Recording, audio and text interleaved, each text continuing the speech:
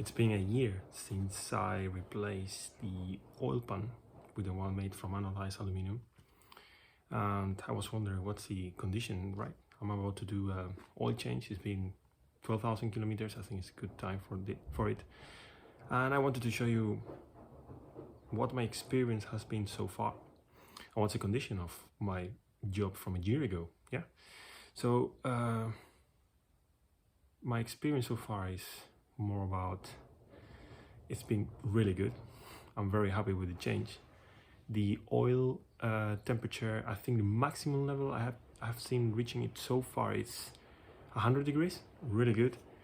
And the minimum 80. Of course, I always switch on the engine, waited for it to warm up, and I never push the engine until I see that the temperature in the oil pan is 80 degrees at least, because that's the way. It's a 0W30 oil, so it's good for cold weather, but for high temperatures, I mean, I really like to have it between 80 and 100 degrees in order to really feel confident in order to push the car.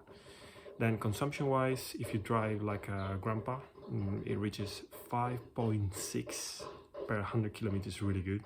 But if you push the car, I tell you, it's it will never last more than 400 kilometers per deposit. So it's and these days it's very expensive. I'm using a 98 or E10, I think is it called, and it's a lot of money. So yeah, I only enjoy the car when I really want to enjoy the car. So well, it makes you enjoy it even more because it's very you get to use it certain times. Yeah. So let's take a look, because I'm very happy. However, I must say one thing. In winter, it really takes a lot of time to for the oil to reach a good temperature. Let's say I do like 30 kilometers to work, and in winter at -2, well, between 3 and -3 degrees, I could reach work, and the oil is not even at 70 degrees in the oil pan. And engine-wise should be okay. The oil is 0W30. It should be okay to ride or to drive a car in temperatures up to -30 or 40 degrees. It should be fine. But it becomes very viscous, so the risk for scoring and wear is really big. Therefore, I treat my car very gently. Till the moment I see the temperature in the oil pan is 80 degrees, then it can be a bit more sharper. But all in all, it's really good. I think I do not recommend this upgrade if you live in a cold country. The Netherlands is right there, but if you go to Sweden, Finland, no, leave the plastic one. It's gonna do. It's gonna be just the other way around. It's gonna produce a very, very nice effect overall in your engine. Let's take a look. So this is how it looks like. I just removed the noise insulation cover. It's a bit dirty on one side because there you get a lot of water. Honestly, I cannot really see any oil leak, but it's too early. I need to go there and see. On this side, you can see it's all dry, really good. You can see there the sealing compound. You can see there, it's also good. It's really good, actually. I'm very happy. Switching sides a little bit, on the opposite side, you can see it's clear there is no leak. Let me see.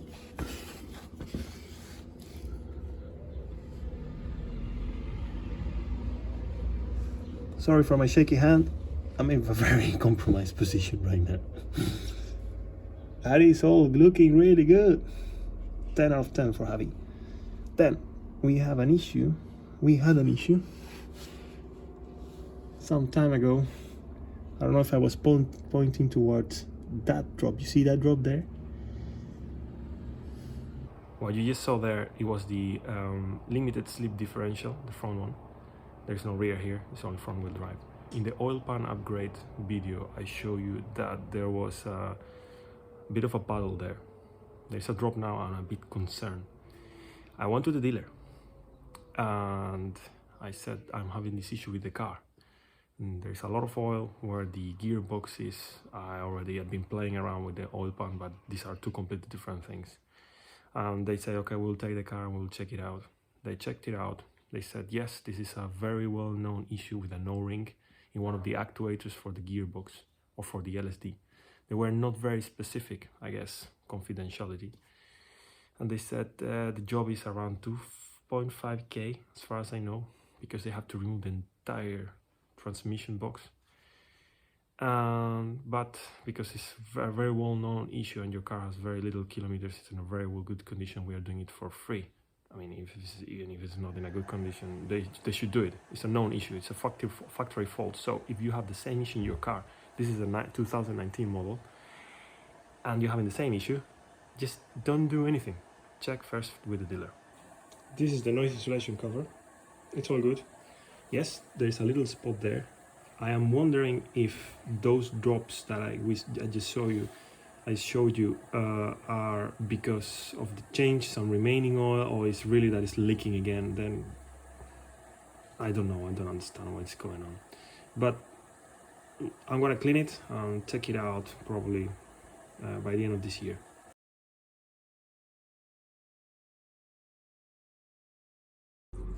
So far so good, no surprises. I removed this magnetic plug, and this is all the whoopee stuff I removed there. It looks like, yeah, probably still particles, but it's very viscous. I don't know, it was right here. So looks like it's doing okay.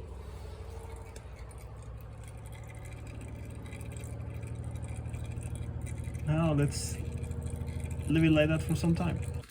Then I like while the oil is dripping, I like removing the oil cap and also the oil dipstick. Then I start unscrewing this filter a little bit. Now I can finish unscrewing it by hand, but at some point you hear how air is trying to go inside.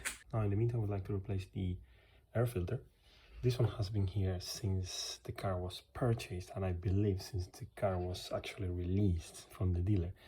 So it's been 3 years. It's rather clean, but I would like to replace it already. Funny thing, I went to the dealer, I said, give me one of these ones. And he says, yeah, 35 euros. Good. No, thank you. I checked that the manufacturer is actually Manfilter. You have it here. And it's a C30005. And I bought it. How much did I pay? Well, I think 11 euros was it, or something like that. Let me unbox it, and you will see that there is no difference, but it doesn't say VAV filter anymore. So, this is the MAN filter, and this is the Volkswagen filter. You see Volkswagen AG blah blah blah. That's the difference. 1 and 2. I think it's time to replace the filter. As for the oil filter, I like using original stuff. Volkswagen. I paid for this one 18 euros. It's everywhere. It's more or less the same price. I know you can use a generic one from Bosch or things like that, but in the past I had issues using filters from other suppliers and then hearing weird noises and not very good behaviors, and many mechanics telling me, hey, just use the original factory filter, it will be like no wonder for you. And indeed, it just works perfectly, so it's worth the money. So as a part of this 30,000 kilometers maintenance, one of the things I read you need to replace is the PCV valve. So I think it's fair to say that you need to remove the engine cover. Then from there, what I'm doing now is remove the coil plugs. You can see these ones, and also the earth or the grounds. So I can wiggle a little bit this cable. You will see that it's very impossible to remove these four unless you remove these 2 screws here from this bracket. So then you can have some room for wiggling. Then I proceeded by removing the screws that will keep the coil packs in place. These ones here, by the way, is 8 Newton meters when you tie them back. And of course, now that I'm here, I check the 4 coils. The 4 coils are rather good, and I think they will last another 30,000 kilometers before we need to replace them. Preventive maintenance. Then each spark plug requires 30 Newton meter tightening. These were extremely tight. I don't know why, maybe because of the engine, heat, cold, you know, contraction, expansion, and so on. How am I planning to proceed now? I need to detach this side of the ventilation hose. So you have here a click R or click connector, but I think it's very hard to get access here because it's the other side of the pipe, so the male side is very long. However, I think I can detach it from here. Then I will proceed removing all the bolts. It doesn't matter the order, we are removing bolts right now, and take it out. Another thing I'm gonna do is, if you follow this one here that goes to the turbo, I need to remove it too, because this part has two O-rings that need to be replaced, and I will tell you more in a second. So, engine oil separator out. All right, we have Torx 30 screws, 1, 2, 3, 4, 5, 6, 7. We have another one here on top. If you want to leave this wire here, this if you want to leave this connection, this conduit that goes to the turbo here, I'm gonna remove it, and then I managed to remove it from here, this conduit. So what I'm going to do is just take it out, and also this one. This looks like the first generation of the connector. You just need to press and wiggle and just pull. Just be patient, it will come out. It looks like I got a second generation replacement. Let's see. So it was really stuck. Now it's a bit looser. The connector is out. This part, I think I should be able to pull it out gently. I said gently. Anyway, let me try to pull this thing out. Could get messy. I'm not saying no.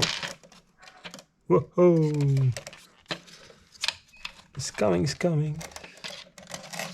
Yes, it is coming. Oops, I forgot one thing. Here you have a clip. You need to unclip the hose first, of course. Come on. Wow, okay. And this one, I guess it will come out playing a little bit around, because it's rather hard. Jesus. No, I cannot do it this way. Wait. Anyway, looks nice. Looks super clean. Wow. Wow. I mean, I haven't pushed the car, but I mean, I know it doesn't tell anything, but wow. Looks really nice. So it looks like I should be able to pull this somehow out. Oh, it's here. Okay. You go. Okay, got it. Okay, so far, no bad. Not really bad. Looks really nice. Here's the replacement. I'm gonna put it the other way around. Well, you can see the difference, all new. The O-ring is absolutely recommended to just trash it, but I'm gonna keep it the whole assembly just in case. This one to lubricate a little bit and back to the engine, but first I have to take this pipe from here and put it there. Also, here's my connector. This is the one. Let me pick up the other one from the engine. And cost-wise, I have paid for these two things around, I think, 120 euros. Well, the real price is somewhere there. The brand, I couldn't find it, but it's Hengst, Hengst. I'm pretty sure you can buy a replacement for 50 euros, but it's another component in the engine that I really want to have it like real OEM. If I have to pay 100 euros every 30k, well, so be it. That's why I have this car. So yeah, let's just take this part out.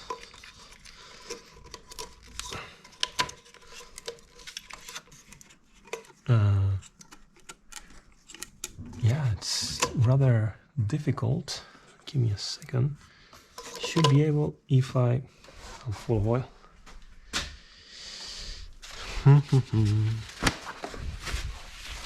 I need to use gloves. I'm not using gloves.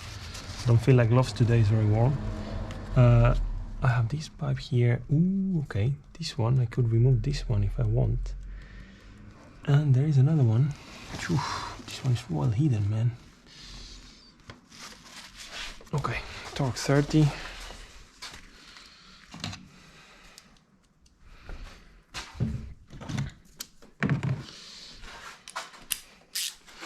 Guess we are talking about 10 Newton meters later.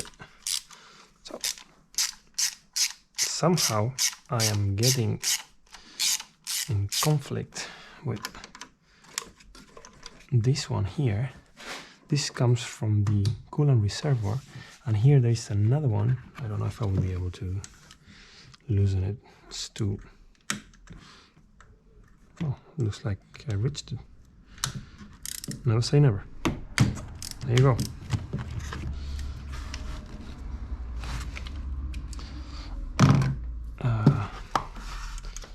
See if I can do it this way. Oops.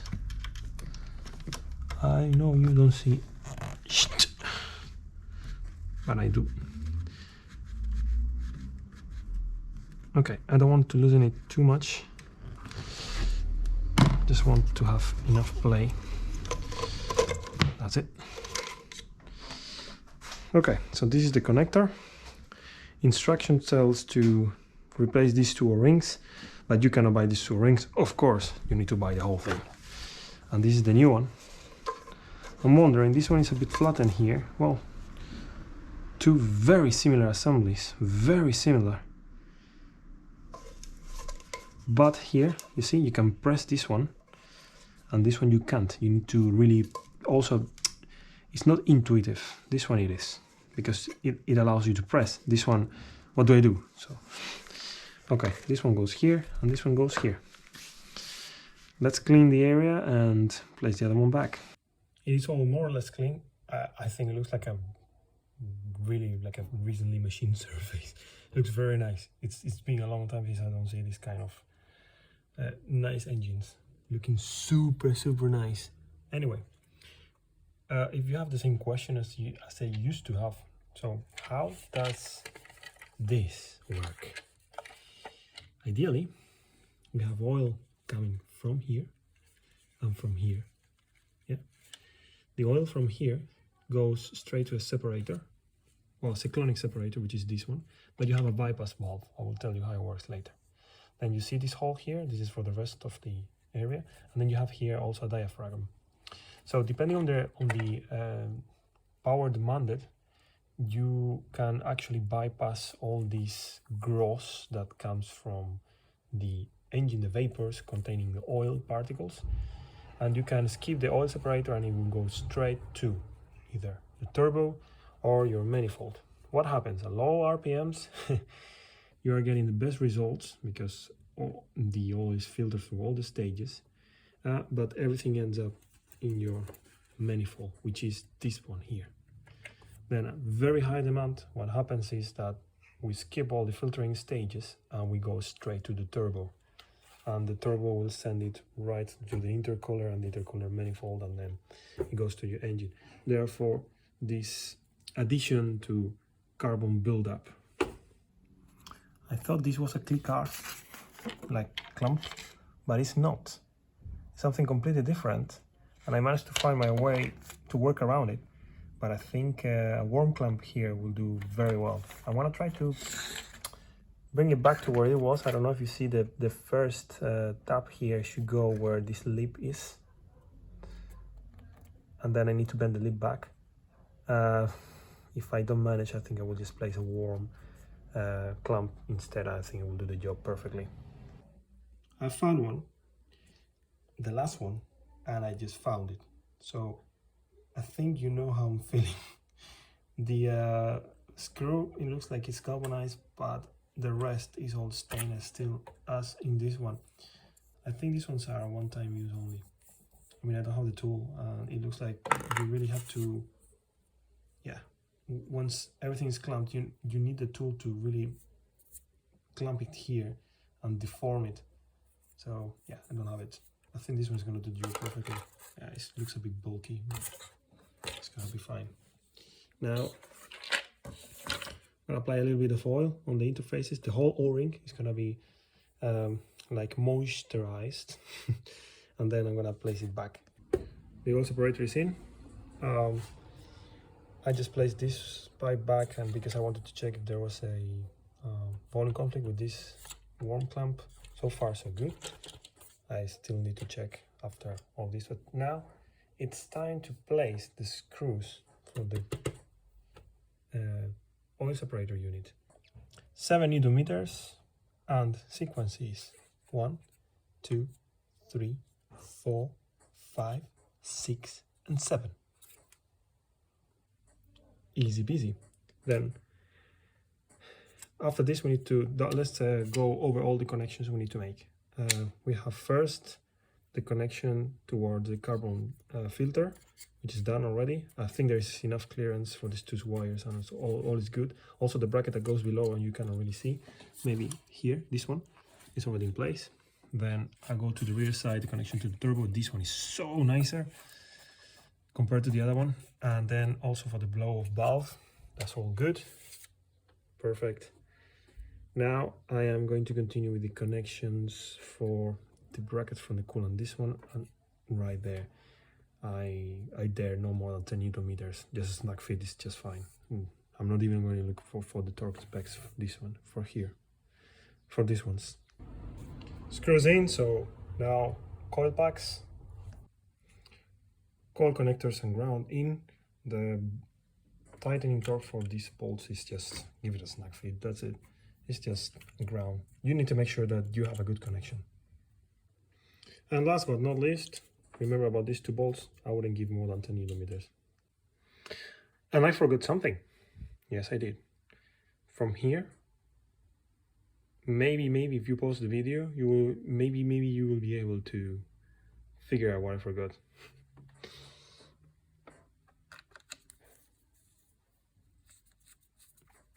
Yes, this one. It's 4 Newton meters, by the way.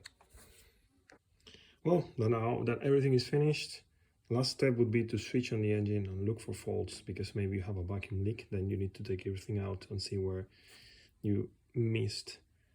But yeah, I am doing this in conjunction with the oil change, airbox filter change, oil filter change, so probably I will find something. Let's see. Oopsie.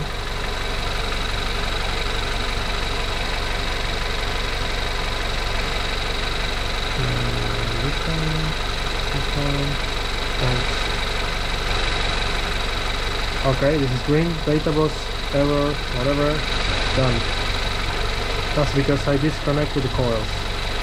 Then let's go to, well, if it's engine's done, so I'm happy. Let's see what the problems are here. Navigation, yeah, this is always green. Whenever it gets GPS communication, it just turns to green. So, clear faults, success, back, vehicle, yay!